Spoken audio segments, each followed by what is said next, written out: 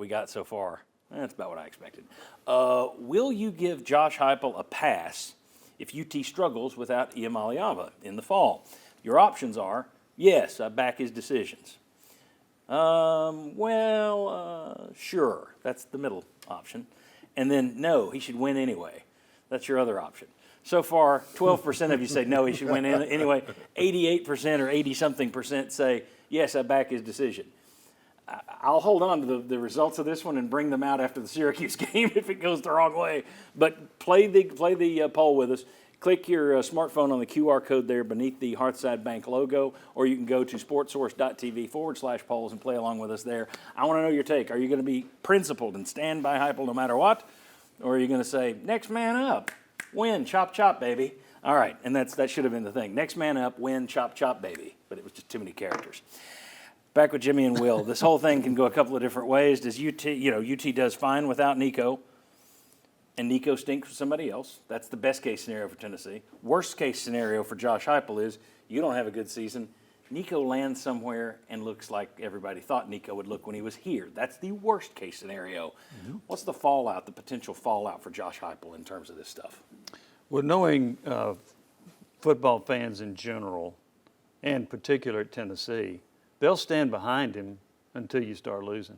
And then if you start losing, well, why didn't you have a backup quarterback that could win for you? What happened in recruiting? Why didn't you do this?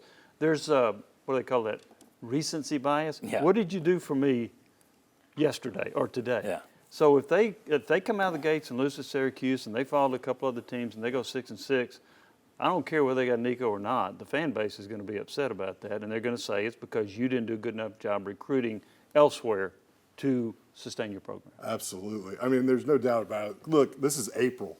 That's like an eternity away from that August football season, right? Yeah, like this decision will be so far small and gone in the back of everybody's head by the time August rolls around. And by the way, we all know in June, July, the optimism for the season just steadily creeps up. Everybody talks himself into how you're going to win the national championship by then. So those hype moments are going to still be there. So if you're not winning or you're struggling, it's still going to feel bad. And it's not that poll, whatever it says today, will change. And that's just the nature of it. So the other thing is that he can come out with, though, if you can find somebody, put somebody in, and be serviceable and get to that record, it's going to make him look a lot better, too. I mean, this is also the opportunity for this team to come together and for this coaching staff to say, yeah, we can plug anybody in, right? We can put people in there, and we can still win X number of games every time we do, and we don't necessarily need the rock star. So I think there's opportunity where there is risk, but you're likely right now going, is there more risk of, hey, this is going to be a problem for us and it's going to be a struggle? Yeah, you have to say that at this point. Well, you can also go back and look at it in Josh Heupel's career. He's had more success with a Drew Lock or a Hendon Hooker than he has a Joe Milton or a Nico Iamaleava. Now, that's debatable. He made a playoff. But the offense wasn't the thing of beauty that we expected. So if he does get someone and shows, hey, I can mold a quarterback, that's going to be terrific for him. The worst case scenario, though, is if Nico goes somewhere and in a not even a full off season picks up their offense and looks special, that's going to work against Heupel. We can all sit here and say, what a principled stand. I love it. I applaud. Nobody's bigger than the power T. Why does Nico look good over there? That's what it's going to turn into. Yep. So that is the bad case for him. I will say this. There will be people that question the recruiting. Blake Topmeyer of the Sentinel wrote something this week. Does a great job at the Sentinel. Read his stuff all the time. He put something in an article that it rubbed me wrong, where he questioned the fact, well, you don't have anything behind Nico. Well, you got 2 4-star quarterbacks who are both top 15 in the nation. So there was a time when that would have been the best thing Tennessee could have had. So that's not bad. Also, who in this day and age has quarterback depth? I mean, Texas did last year because they had a kid named Manning who didn't need the money and could sit there and say, I'll wait my turn. Most schools in this day and age, you don't have quarterback depth. So that's one where fans will say it. Topmeyer wrote it. I don't buy that one personally because there aren't a lot of teams out there in this day and age when any backup says, I'm hitting the portal for somewhere else. I think that's rough on Heupel, personally. You're right about that, but I'll also give you this. In 1995, Tennessee had no quarterback depth behind Peyton Manning.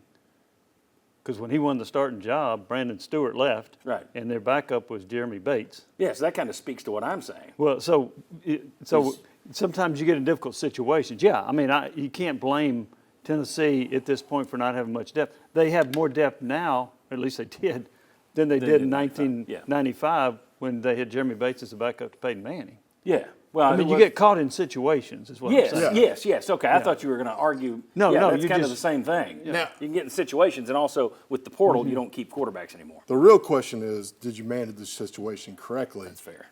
Did you see this train was rolling down this track, and were you prepared for that train to roll down the track? We're going to see when the portal opens, but, were you taking steps to realize, hey, this thing's not going well, and it's going to likely end up here at some point, and were you ready for that?